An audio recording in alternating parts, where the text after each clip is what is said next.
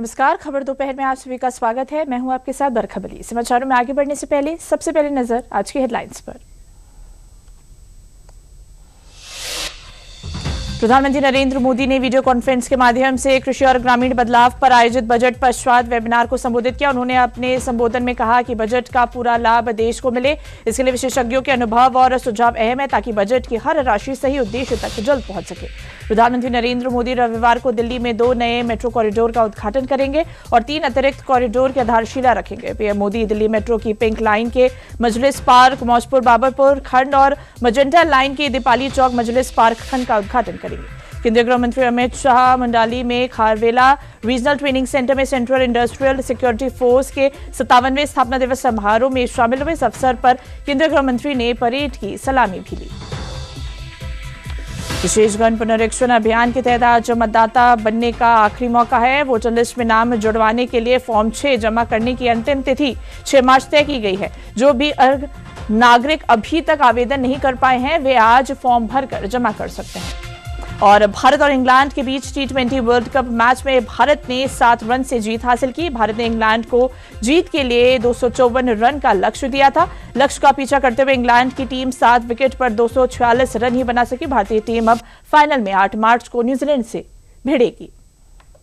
तो समाचारों की शुरुआत करते हैं। प्रधानमंत्री नरेंद्र मोदी ने वीडियो कॉन्फ्रेंस के माध्यम से कृषि और ग्रामीण रूपांतरण विषय पर आयोजित बजट उपरांत वेबिनार को संबोधित किया। इस वेबिनार का उद्देश्य बजट में घोषित पहलों के प्रभावी क्रियान्वयन पर विभिन्न हितधारकों के साथ विचार विमर्श और रणनीति पर चर्चा करना है।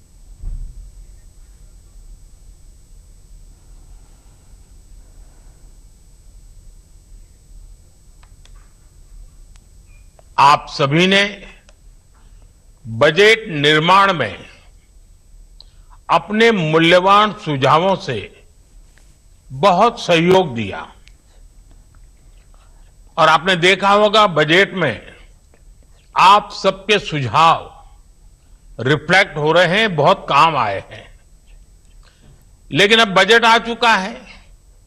अब बजट के बाद उसके फुल पोटेंशियल का लाभ देश को मिले, इस दिशा में भी आपका अनुभव, आपके सुझाव और सरल तरीके से बजट का सर्वाधिक लोगों को लाभ हो, बजट का पाई पाई पैसा जिस हेतु से दिया गया है उसको परिपूर्ण कैसे करें, जल्द से जल्द कैसे करें, आपके सुझाव ये वेबिनार के लिए बहुत अहम है।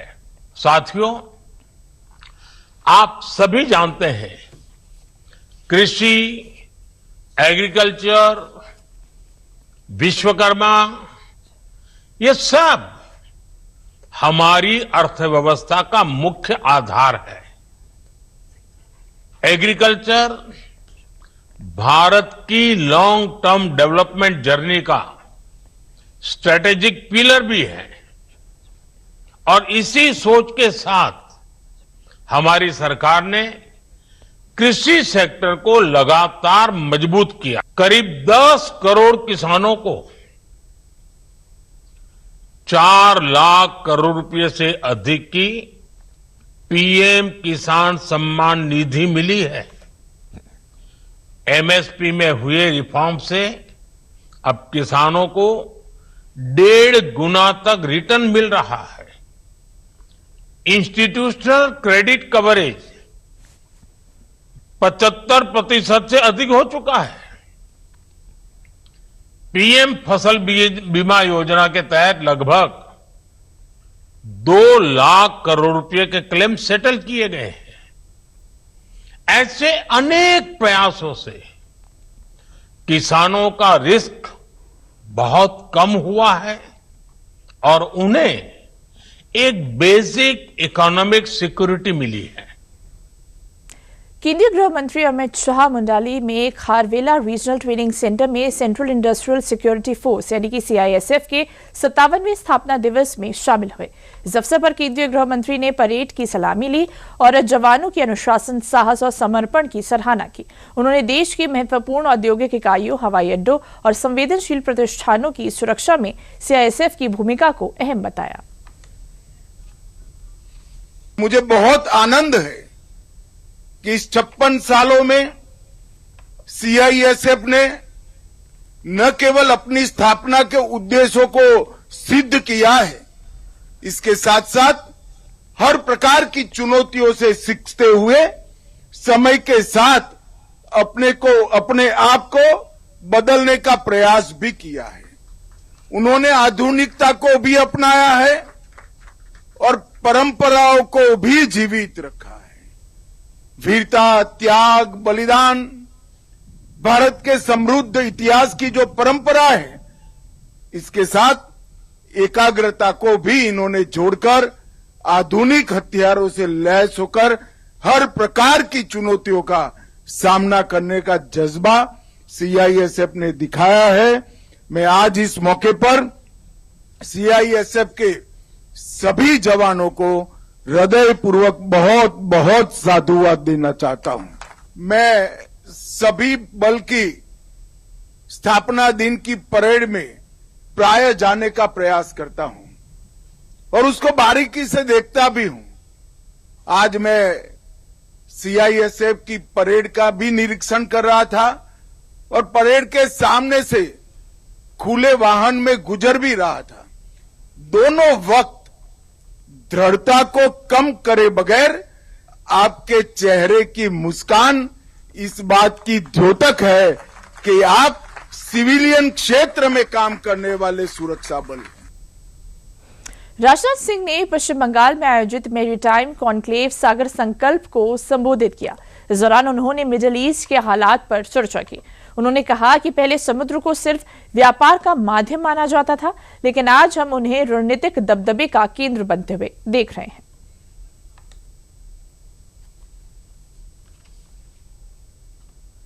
मैरीटाइम डोमेन में गतिविधियां लगातार तेजी से बढ़ रही हैं।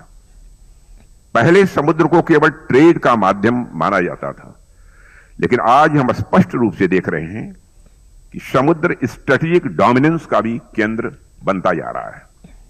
दुनिया बदल रही है और पुराने नोशंस टूट रहे हैं और यह बात हम पिछले कई वर्षों से लगातार देख रहे हैं। जो अलग अलग फ्लैश पॉइंट्स और कॉन्फ्लिक्ट्स दुनिया में दिखाई दे रहे हैं, वे ऊपर से भले ही आपस में जुड़े हुए नजर आते हों, हर ज्योग्राफिकल और रीजनल स्थिति की अपनी अलग अलग बैकग्राउंड और अपनी अलग अलग कहानी है। फिर भी अगर गौर से देखें तो एक कॉमन बात हमको दिखाई देती है। आज ग्लोबल लेवल पर हमेशा कुछ नया हो रहा है, एक परिवर्तन चल रहा है। पुराने विचार, पुराने ग्लोबल ऑर्डर, पुरानी बिलीफ्स तेजी से बदल रही हैं। यही वह अनसर्टेनिटीज हैं जिन्हें हमें समझना होगा और अभी चल रही मिडिल ईस्ट की स्थिति इसका मैं मानता हूं कि एक ज्वलंत उदाहरण है। आज जो वहां हो रहा है वह बहुत ही असामान्य है। आगे चलकर मिडिल ईस्ट में या हमारे पड़ोस में परिस्थितियां किस दिशा में जाएंगी, इस पर अभी कोई कॉन्क्रीट प्रेडिक्शन करना कठिन है। जनगणना 2027 की तैयारियां तेज हो गई हैं। गृह मंत्री अमित शाह ने इसके लिए प्रगति और विकास नाम के आधिकारिक शुभंकर लॉन्च किए हैं। इस बार जनगणना डिजिटल माध्यम से होगी और लोगों को पहली बार स्वगणना का विकल्प भी मिलेगा। देखिए रिपोर्ट। लंबे वक्त के इंतजार के बाद अब आखिरकार देश में जनगणना शुरू होने जा रही है, जिसका ज्यादातर काम डिजिटल होगा, जो कि दुनिया का सबसे बड़ा डिजिटल अभियान होगा। इसी के तहत गृह और सहकारिता मंत्री अमित शाह ने जनगणना 2027 के लिए डिजिटल टूल्स का सॉफ्ट लॉन्च करते हुए इसके 2 खास चेहरों प्रगति और विकास से पर्दा उठा दिया है। गुरुवार को नई दिल्ली में जनगणना 2027 के लिए गृह मंत्री ने विकसित डिजिटल टूल्स का सॉफ्ट लॉन्च किया है। इस दौरान उन्होंने जनगणना के आधिकारिक शुभंकर प्रगति, महिला और विकास पुरुष का भी औपचारिक अनावरण किया है। आइए अब ये भी जान लेते हैं कि प्रगति और विकास कौन है और ये जनगणना के दौरान क्या करेंगे। सरकार ने जनगणना 2027 के लिए 2 शुभंकर जारी किए हैं। इसमें प्रगति एक महिला प्रगणक का प्रतीक है और विकास एक पुरुष प्रगणक का प्रतीक है। साथ ही प्रगति और विकास 2047 में भारत को एक विकसित राष्ट्र बनाने के संकल्प को पूरा करने में महिलाओं और पुरुषों की बराबर की भागीदारी के प्रतीक भी हैं। इन शुभंकरों के माध्यम से जनगणना 2027 से संबंधित जानकारी, उद्देश्य और प्रमुख संदेश समाज के विभिन्न वर्गों तक प्रभावी और जन सुलभ रूप में पहुंचाए जाएंगे। ये केवल कार्टून या चित्र नहीं है, बल्कि ये 2047 तक विकसित भारत बनाने के संकल्प में महिला और पुरुष की समान भागीदारी के प्रतीक हैं। ऐसे में जब भी आप इन्हें देखें तो ये समझ ले कि जनगणना से जुड़ी कोई महत्वपूर्ण जानकारी साझा की जा रही है। बताते चलें कि जनगणना 2027 में घर घर जाकर सुरक्षित मोबाइल एप्लीकेशन का इस्तेमाल करके डेटा इकट्ठा किया जाएगा। इसके लिए देश भर में 30 लाख से ज्यादा प्रगणक, पर्यवेक्षक और अन्य अधिकारियों को जनगणना 2027 के काम में लगाया जाएगा। राष्ट्रपति द्रौपदी मुर्मू ने कई राज्यों के राज्यपालों और उपराज्यपालों की नियुक्तियों को मंजूरी दी है। वहीं पश्चिम बंगाल के राज्यपाल सीवी आनंद बोस के इस्तीफे को स्वीकार कर लिया गया है। शिव प्रताप शुक्ला को तेलंगाना का नया राज्यपाल नियुक्त किया गया है। वर्तमान में वे हिमाचल प्रदेश के राज्यपाल थे। वहीं जिष्णु देव वर्मा को महाराष्ट्र का राज्यपाल नियुक्त किया गया है और वे वर्तमान में तेलंगाना के राज्यपाल थे। नंदकिशोर यादव को नागालैंड का राज्यपाल नियुक्त किया गया है। इसके अलावा लेफ्टिनेंट जनरल सेवानिवृत्त सैयद अता हसनैन को बिहार का राज्यपाल नियुक्त किया गया है। RN रवि को पश्चिम बंगाल का राज्यपाल नियुक्त किया गया है, जो वर्तमान में तमिलनाडु के राज्यपाल हैं। राजेंद्र विश्वनाथ आलेरकर को तमिलनाडु के राज्यपाल के कार्यों का अतिरिक्त प्रभार सौंपा गया है, जो वर्तमान में केरल के राज्यपाल हैं। कविंद्र गुप्ता को हिमाचल प्रदेश का राज्यपाल नियुक्त किया गया है, जो वर्तमान में लद्दाख के उपराज्यपाल हैं।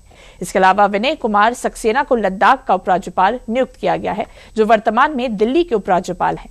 साथ ही तरनजीत सिंह संधू को दिल्ली का नया उपराज्यपाल नियुक्त किया गया है।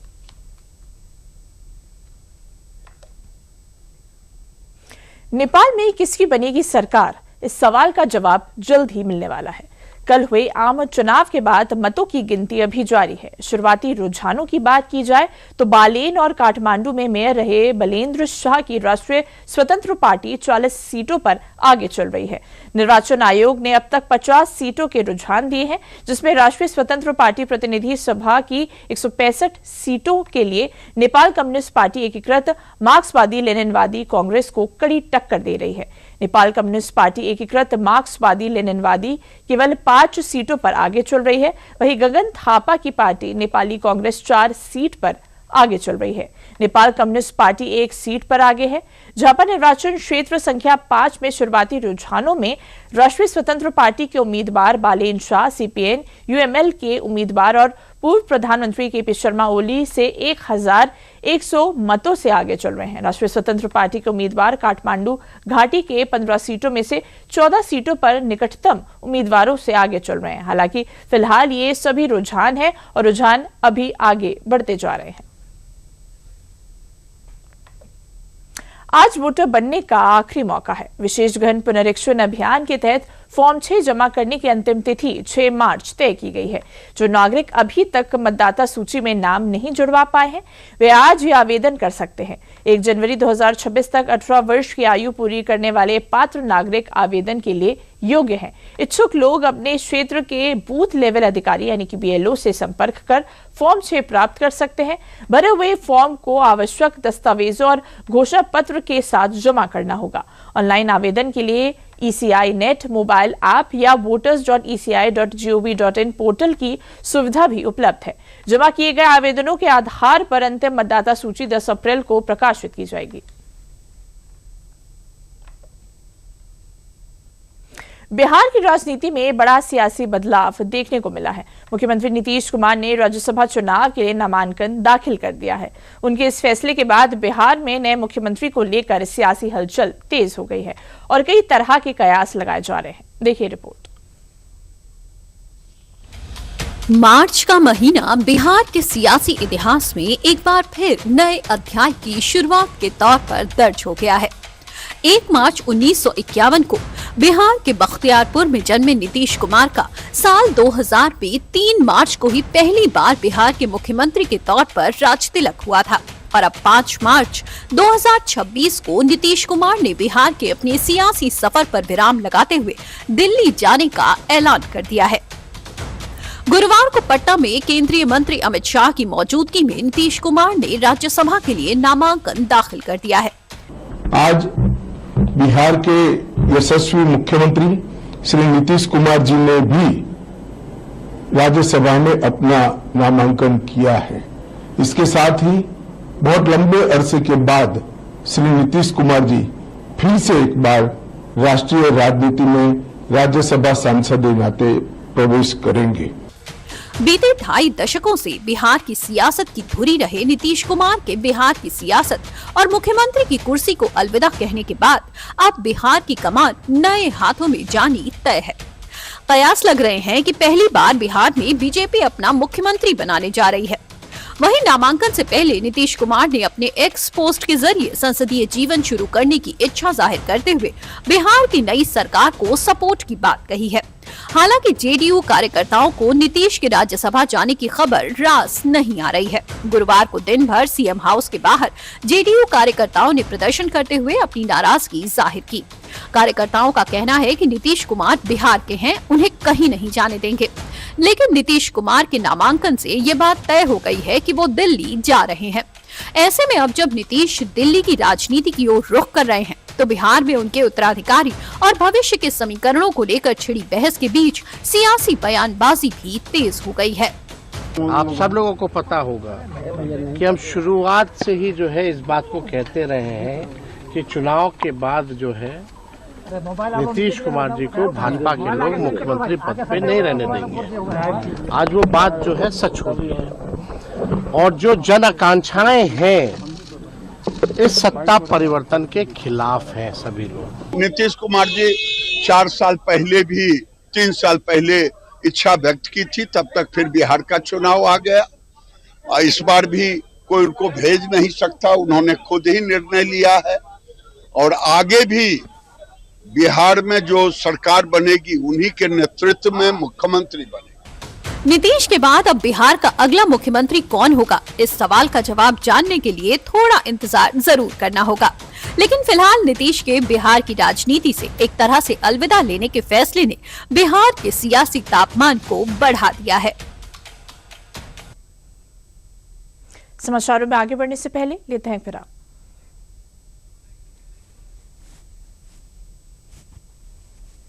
कुछ पल तुम्हारे साथ बिताए हुए पल मेरे साथ रहेंगे जिंदगी भर। LIC से मिले बीमे की रकम ने ही मेरे नए काम की शुरुआत को मुमकिन बनाया। कुछ पल का साथ बन जाता है जिंदगी भर का साथ। LIC हर पल आपके साथ। समाचारों में आगे बढ़ते हैं। सुल्तानपुर में 2 पक्षों में हुई गोलीबारी की घटना में गोली लगने से 2 लोग घायल हो गए थे, जिसमें से 44 वर्षीय युवक मोहित सोनकर की जिला अस्पताल पहुंचते पहुंचते मौत हो गई थी। अनेक युवक का स्थानीय मेडिकल कॉलेज में इलाज चल रहा है। अपर पुलिस अधीक्षक अखंड प्रताप सिंह ने बताया कि उक्त वारदात में कोतवाली देहात पुलिस थाने में 5 नामजद एवं एक अन्य के विरुद्ध हत्या समेत कई गंभीर धाराओं में मुकदमा पंजीकृत किया गया था। मुखबिर की सूचना पर लंबुआ थाना क्षेत्र के दोपाप स्थल के निकट मुख्य अभियुक्त दीपक सोनकर को घेरेबंदी के दौरान पुलिस ने बीती देर रात गिरफ्तार कर लिया। घायल बदमाश को पुलिस ने इलाज के लिए स्थानीय मेडिकल कॉलेज में भर्ती कराया है। दिनांक 5 मार्च 2026 को थाना कोतवाली देहात पर सूचना प्राप्त हुई कि जनऊपुर नामक गांव में 2 पक्षों के मध्य मारपीट की घटना को लेकर गोलीबारी की घटना हुई है, जिसमें 2 व्यक्ति घायल हुए। तत्काल उन्हें जिला चिकित्सालय भेजा गया उपचार हेतु, जहां इलाज के दौरान मोहित सोनकर नामक व्यक्ति की मृत्यु हो गई और दूसरे मजरूब को हायर सेंटर लखनऊ रेफर किया गया। मृतक पक्ष की परिजनों की तहरीर पर तत्काल सुसंगत धाराओं में तहरीर लेकर के अभियोग पंजीकृत किया गया 5 नामजद व 1 अज्ञात व्यक्ति के विरुद्ध। इसमें मुख्य अभियुक्त दीपक सोनकर था। इसकी गिरफ्तारी के लिए तत्काल टीमें बनाई गई। इसके घर के पास धोपाप से गिरफ्तार किया गया और पूछताछ के दौरान इसने बताया कि जो आला कत्ल जो देसी पिस्टल है इसने जनकपुर में ही एक झोपड़ी के पीछे खेत में फेंक दिया है। पुलिस टीम इसको लेकर के उसकी बरामदगी के लिए वहां मौके पर गई तो इसने खेत में से उसी पिस्टल को उठा करके पुलिस टीम पर फायर कर दिया और जवाबी कार्रवाई में पुलिस को भी फायर करना पड़ा जिससे इसके पैर में गोली लगी है। इसको प्राथमिक उपचार हेतु दीपक सोनकर को जिला चिकित्सालय लाया गया है जहां इसका उपचार चल रहा है। अन्य अग्रिम विधिक कार्रवाई इसमें प्रचलित है। सिकंदराबाद में पुलिस चेकिंग के दौरान एक बदमाश के साथ मुठभेड़ हुई। 6 मार्च की सुबह संतपुरा चौकी के पास पुलिस चेक पॉइंट लगाकर वाहनों की जांच कर रही थी। इसी दौरान एक संदिग्ध बाइक सवार ने रुकने का इशारा मिलने पर भागने की कोशिश की। पुलिस ने पीछा किया तो बाइक रितौली मोड़ के पास अनियंत्रित होकर दुर्घटनाग्रस्त हो गई। आरोपी दीपक पुत्र किशन पाल निवासी जौली ने भागते समय पुलिस पर फायरिंग कर दी। आत्मरक्षा में पुलिस की जवाबी कार्रवाई में दीपक के पैर में गोली लगी। उसके पास से चोरी की मोटरसाइकिल, एक अवैध पिस्तौल, एक जिंदा और एक खाली कारतूस बरामद हुआ। पूछताछ में उसने अनिल हत्याकांड में शामिल होने की बात कबूल की। पुलिस आगे की जांच कर रही है। संभल में होली के अगले दिन लगने वाला ध्वजा मेला हिंदू साम्राज्य की स्थापना का प्रतीक है। इसका इतिहास सम्राट पृथ्वीराज चौहान की विजय से जुड़ा है। मुगल शासन काल में पृथ्वीराज चौहान ने ध्वजा लगाकर संभल को अपनी राजधानी घोषित किया था। तभी से हिंदू साम्राज्य की विजय का मेला लगाया जाता है। ध्वजा मेला केवल संभल में नहीं मनाया जाता है, इसके अलावा इसका कहीं भी कोई आयोजन का वर्णन नहीं मिलता है। संभल के रायसत्ती में स्थित भागीरथी तीर्थ पर लगने वाले ध्वजा मेले का आयोजन किया गया, जिसमें चौपाई भी निकाली गई। मेले का आनंद उठाने के लिए काफी संख्या में लोग पहुंचे और वहां पर निकलने वाली चौपाई का आनंद उठाया। देखिए, होली के दूसरे दिन ये मेला लगता है और यहाँ पे ये ध्वजा का मतलब है झंडा, यानी जीत का प्रतीक। तो यहाँ पर जब पृथ्वीराज चौहान की सेना ने जो है मोहम्मद घोरी की सेना को हराया, तो उसपे जो है उसको लेके उसके उपलक्ष्य में, जीत के उपलक्ष्य में होली के दूसरे दिन जो है ये मनाया जाता है। और यहाँ पर ये आपकी झांकियाँ निकाली जाती हैं, जो जीत की विक्ट्री की जो परेड होती है उस तरह की गाँव से जो है आती थी और अभी भी आती है। भाजपा के वरिष्ठ नेता एवं 8वीं बार सांसद भारत सरकार में सामाजिक न्याय एवं अधिकारिता मंत्री डॉक्टर वीरेंद्र कुमार जनपद हापुड़ पहुंचे, जहां उन्होंने स्थित पीठ श्री चंडी देवी मंदिर में मां आदिशक्ति श्री चंडी देवी के दर्शन किए। उसके पश्चात जिला अध्यक्ष कविता सिंह के पटेल नगर स्थित निवास पर पहुंचे, जहां उनका भव्य स्वागत किया गया। उन्होंने बिहार के मुख्यमंत्री नीतीश कुमार के राज्यसभा में नामांकन करने पर कहा कि वह एनडीए के वरिष्ठ नेतृत्व का फैसला है और सभी को उसका पालन भी करना चाहिए।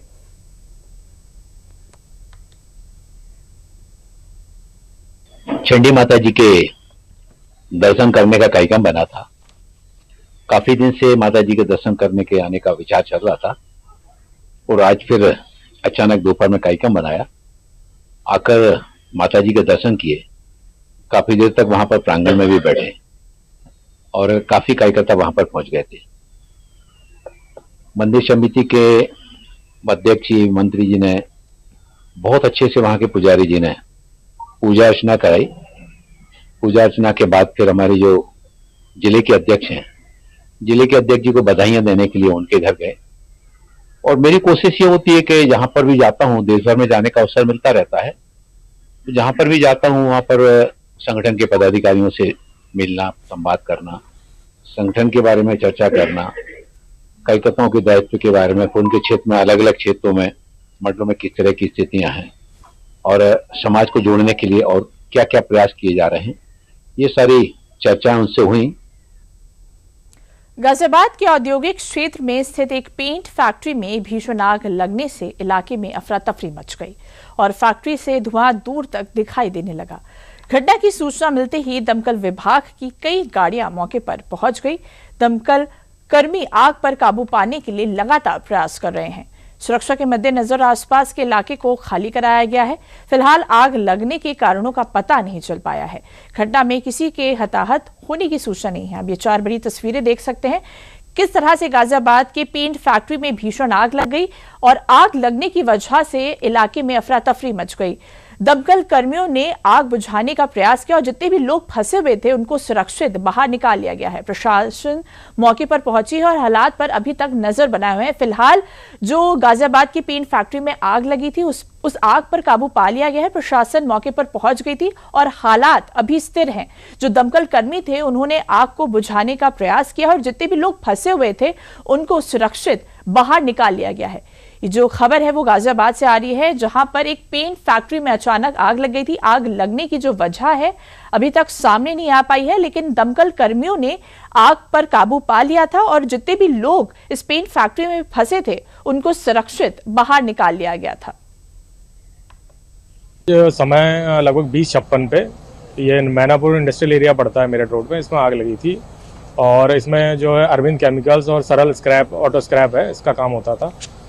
सरल केमिकल्स से आग बढ़ते हुए ऑटो स्क्रैप में भी आग फैल गई थी।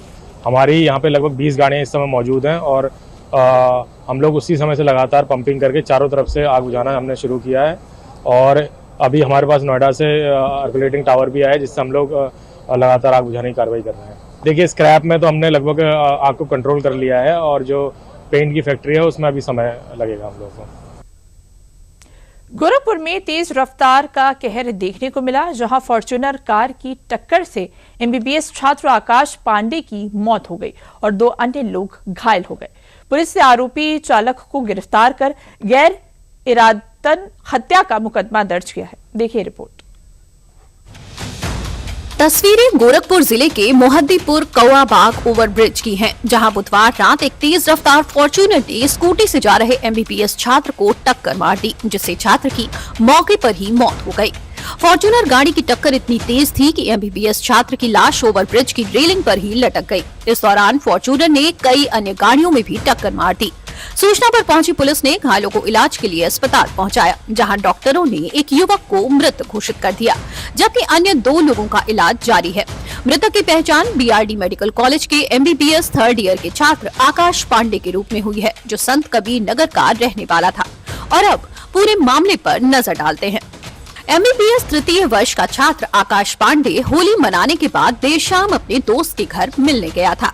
वो उसके घर खाना खाने के बाद रात करीब 10 बजे वापस लौट रहा था। वापस लौटने के दौरान मोहद्दीपुर कौआबाग ओवरब्रिज पर आकाश की स्कूटी में फॉर्च्यूनर की सीधी टक्कर हो गई। टक्कर इतनी तेज थी कि आकाश स्कूटी से उछलकर 4 से 5 मीटर दूर ओवरब्रिज की रेलिंग से टकराकर उस पर लटक गया। लगभग आधे घंटे तक आकाश का शव ओवरब्रिज की रेलिंग पर लटका रहा। मौके पर पहुंची पुलिस ने उसे जिला अस्पताल पहुंचाया, जहां डॉक्टरों ने आकाश को मृत घोषित कर दिया। थाना शाहपुर पे रात्रि करीब 9:30 बजे यह सूचना प्राप्त हुई कि एक गाड़ी सवार द्वारा कुछ बाइक सवारों को टक्कर मार दी गई है। तुरंत घटनास्थल पर पहुंचकर चोटिलों को अस्पताल पहुंचाया गया, जहां पर एक चोटिल को मृत घोषित किया गया। इन चोटिल की पहचान 3rd ईयर मेडिकल कॉलेज के रूप में हुई है। गाड़ी काले रंग की फॉर्च्यूनर को सीसीटीवी कैमरों की मदद से ट्रेस किया गया है तथा गाड़ी नंबर UP 32 LR 0013 को जब्त कर लिया गया है। इसको चलाने वाले चालक गोल्डन साहनी को भी हिरासत में लिया गया है। इस प्रकरण में गैर इरादतन हत्या की सख्त धाराओं में मुकदमा पंजीकृत किया जा रहा है तथा कठोरतम कार्रवाई की जाएगी। पुलिस ने शव को कब्जे में लेकर पोस्टमार्टम के लिए भेज दिया है और फॉर्च्यूनर वाहन को जब्त कर लिया है, जबकि कार चालक गोल्डन साहनी को हिरासत में ले लिया गया है। आरोपी के खिलाफ गैर इरादतन हत्या में मुकदमा पंजीकृत करके आगे की वैधानिक कार्रवाई की जा रही है। समाचारों का रुख करने से पहले लेते हैं विराम।